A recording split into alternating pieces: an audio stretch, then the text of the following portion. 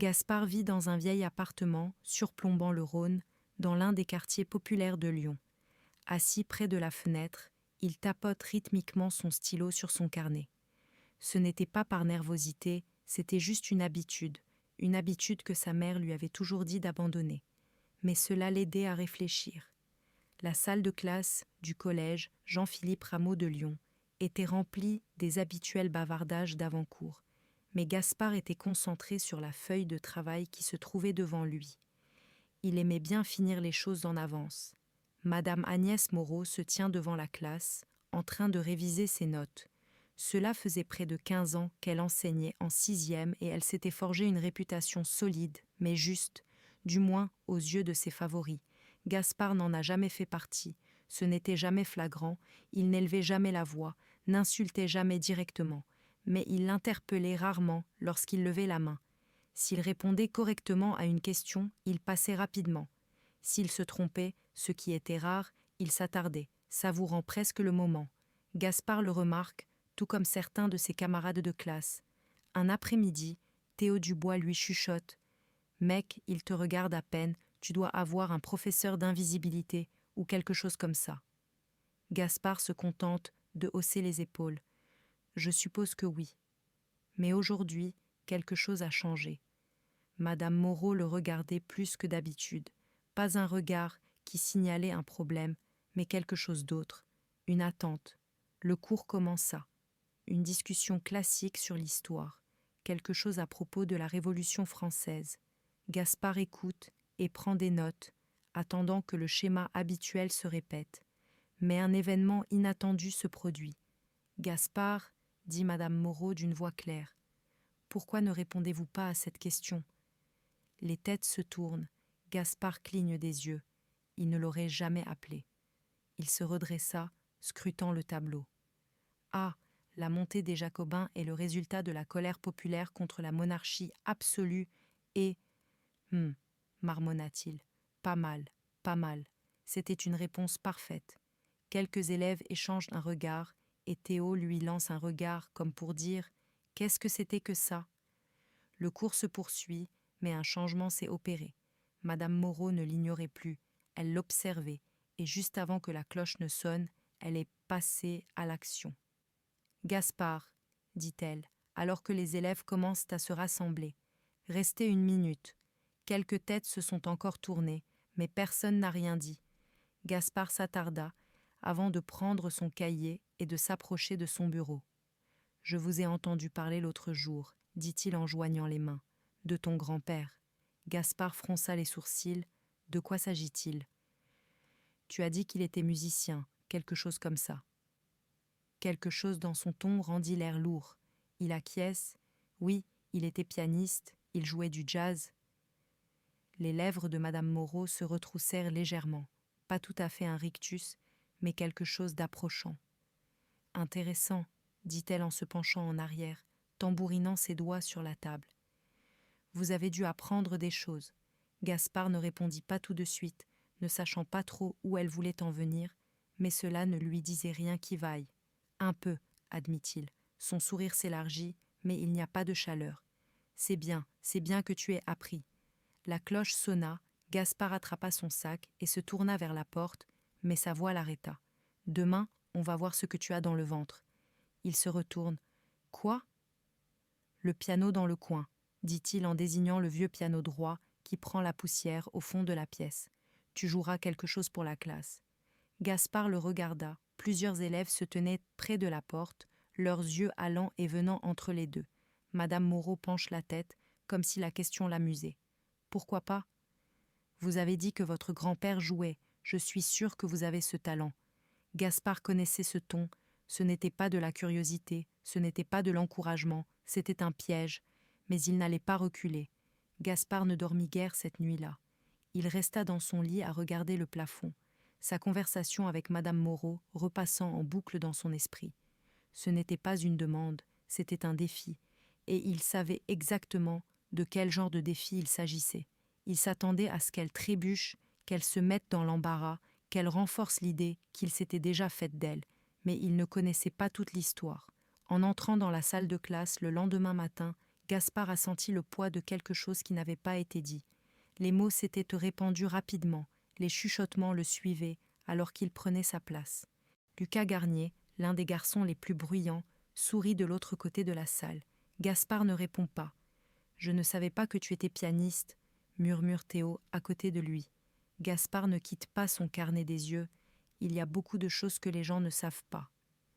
Madame Moreau entra, posant ses livres d'un air satisfait. Elle n'accorda presque aucune attention aux élèves assis, son attention se portant sur Gaspard avant que le cours ne commence. La première moitié du cours s'écoula, mais Gaspard n'en entendit presque rien, son esprit sautant jusqu'au moment où elle l'appellerait, puis elle le fit. « Très bien, » dit-il en fermant son livre et en jetant un coup d'œil à l'horloge. « Nous avons un peu de temps avant le prochain cours. Excellent. » Il se tourna vers le vieux piano droit dans le coin.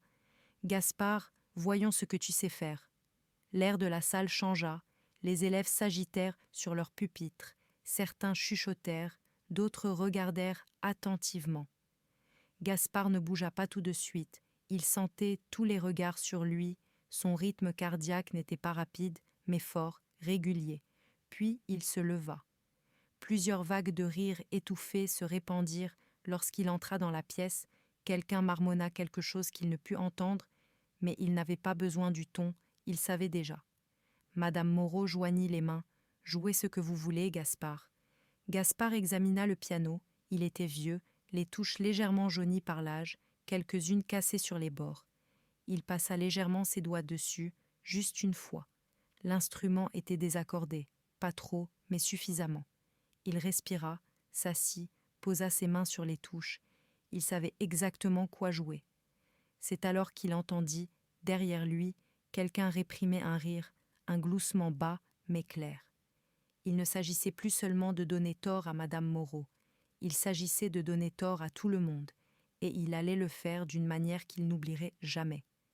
La classe n'avait jamais été aussi silencieuse, même Madame Moreau, avec son habituelle assurance, avait un regard presque inquisiteur. Les élèves se penchent en avant, attendant, certains un désastre, d'autres le spectacle. Gaspard posa ses doigts sur les touches. Elles lui semblaient familières, même si ce piano n'avait rien à voir avec celui de la maison. Le piano de son grand-père était chaleureux, bien aimé, avec des sonorités profondes et riches qui remplissaient une pièce sans effort. Les touches de ce piano étaient légèrement dures, la table d'harmonie probablement déformée par des années de négligence. Une profonde inspiration, un moment de silence, puis il joua. Les premières notes flottent dans l'air, douces et régulières, une progression de blues, celle que son grand-père avait l'habitude de jouer pendant des heures dans les clubs de jazz des bords du Rhône. Les doigts de Gaspard se déplacent avec assurance, roulant entre les accords, sa main gauche tenant le rythme, tandis que sa main droite danse sur la mélodie. Madame Moreau croise les bras, les sourcils légèrement froncés, s'attendant à une hésitation, peut-être à un début hésitant. La dernière note resta suspendue dans l'air un instant, puis disparut. Gaspard leva les mains, les posant une seconde sur ses genoux. Personne ne bougea, personne ne parla, puis un seul claquement de mains vint du fond de la salle, puis un autre, et encore un autre, et en quelques secondes, toute la classe applaudit. Théo siffle tout bas « Merde !» Lucas, toujours assis les bras croisés, secoua légèrement la tête. « Je ne savais pas que tu pouvais faire ça. » Gaspard expira, le cœur battant, non pas de colère, mais de l'énergie même de ce qui venait de se passer. Il avait fait plus que jouer, il avait changé quelque chose.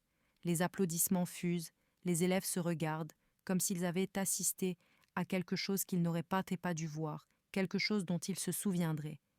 Mais le silence le plus fort est venu de Madame Moreau. Le visage de Madame Moreau était indéchiffrable, debout à côté de son bureau, les bras toujours croisés, les lèvres serrées l'une contre l'autre. Les applaudissements continuent autour d'elle, mais elle ne bouge pas, elle ne dit pas un mot. Gaspard était assis, immobile, les mains posées sur ses genoux, respirant profondément. Il ne souriait pas, il ne cherchait pas l'approbation, il laissait le moment s'éterniser, s'asseoir sur ce qui s'était passé.